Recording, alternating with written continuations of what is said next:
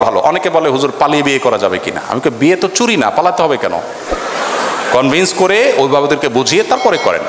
22-23 বছরের একটা মেয়ে কোনো ছেলেকে পছন্দ করে বাড়ি জানানোর পর বাড়ি থেকে বলে চাকরি পেলে ওই ছেলের সাথে বিয়ে দিব। ছেলে মেয়ে এক বয়সের এবং ছেলের পড়াশোনা শেষ করে চাকরি পেতে অনেকটা সময়ই লাগবে। মেয়ে অনেকবার বাড়িতে বোঝানোর চেষ্টা করার পরও বিয়ের জন্য রাজি হয় না। যদি মেয়েটা কাউকে না জানিয়ে বিয়ে করে তাহলে এটা জায়েজ হবে কিনা? খুব কমন পড়ে গেছে নাকি? এত খুশি হওয়ার কারণ কি? বেশি কমন হয়ে গেছে? আচ্ছা, এ ধরনের প্রশ্ন প্রায় আসে। 10টা আসলে একটার উত্তর দেওয়ার চেষ্টা করি, তারপরে এটা গুরুত্বপূর্ণ বলতে হবে, খুব অল্প করে বলি।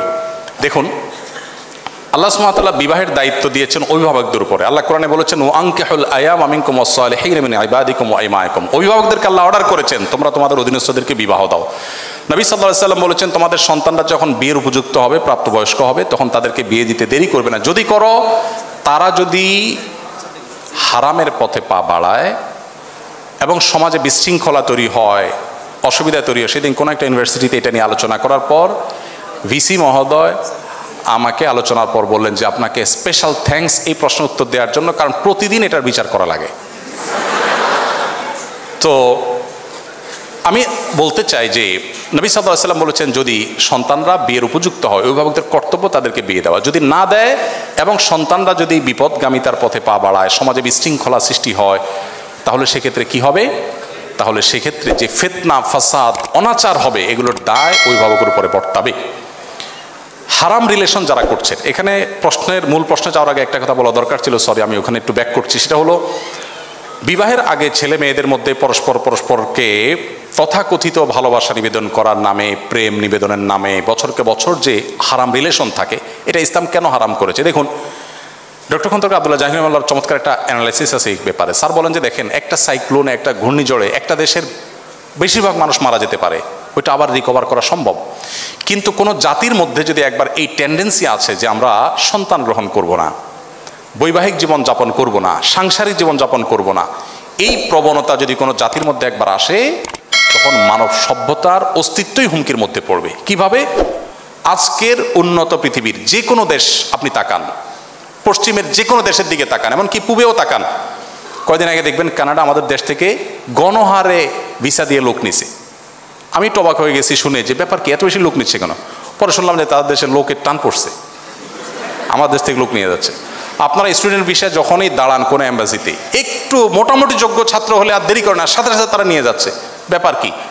আমি ভিজিট ভিসার জন্য গেলে আমাকে তো ভিসা এরকম দেয় না, আপনাকে এত বেশি দিচ্ছে কেন? তাদের দেশে আসলে পর্যাপ্ত লোক নেই।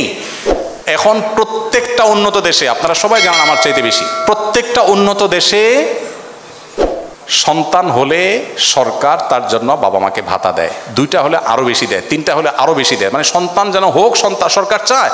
কিন্তু বাস্তবতা হলো তাদের দেশে এমনভাবে জেনারেশন গ্যাপ তৈরি হচ্ছে যে দেশ চালাবার মতো পর্যাপ্ত মানুষের নেই। ওই যে বিবাহকে তারা ডিনাই করেছে, বিবাহ বহির্ভূত সম্পর্ককে অ্যাপ্রিসিয়েট করেছে, তার পরিণতি তারা ভোগ করছে, আরও হয়তো চরম পরিণতি অপেক্ষা করছে। তো এই জন্য বিবাহ বহির্ভূত সম্পর্ক হালাল নয়, এখান থেকে বেরিয়ে আসতে হবে।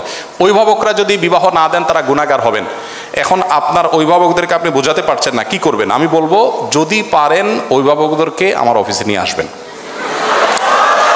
যদি আপনি আনতে পারেন আমি ইনশাআল্লাহ চাচা চাচিকে বোঝানোর চেষ্টা করব ইনশাআল্লাহ। আমি পল্টনের একটা হোটেলে গিয়েছি একটা প্রোগ্রামে, তো এক যুবক তার বাবাকে হাত ধরে নিয়ে আসছে আমার কাছে, এসে বলছে হুজুর এই আমার বাপ অনেক বলছে বিয়ে দেয় না, তো বলেন। আমি তো লজ্জায় পড়ে গেলাম যে কত বেহায়া ছেলে, এভাবে মুখের উপরে বলে নাকি মানুষ? তো বাবা মাদেরকে যদি আপনারা বুঝাইতে না পারেন, তো সেক্ষেত্রে অনেক বুদ্ধি আছে। সেদিন এক যুবক একটা দারুণ আইডিয়া দিল, বললো যে ভাই আর্লি ম্যারেজের যে উপকারিতা, এটা নিয়ে আপনার একটা বক্তব্য ছিল, আব্বা আম্মাকে তো আসলে ডাইরেক্ট বলাও যায় না, তো ওই বক্তব্যটা ইউটিউবে চালাই দিয়ে আমি টয়লেটে চলে গেছি। তাতে পারপাস সার্ভ অনেকটাই হয়ে গেছে, বাবা মা অনেক কনভিন্স হয়ে গেছে যে হ্যাঁ ঠিক।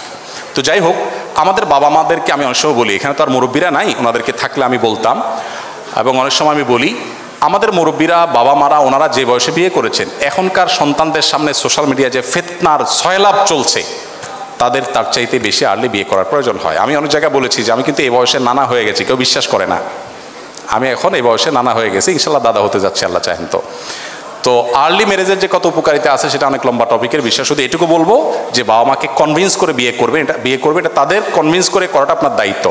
হানাফি মাযহাব অনুযায়ী প্রাপ্তবয়স্ক মেয়ে নিজে নিজে সিদ্ধান্ত নিয়ে বিয়ে করলে বিয়েটা বাই ল কোরআন হাদিসের আলোকে শুদ্ধ হয়ে যাবে, যদিও অন্যান্য ইমামদের মতে অভিভাবকের সম্মতি ছাড়া মেয়ের বিয়ে বিশুদ্ধ হবে না।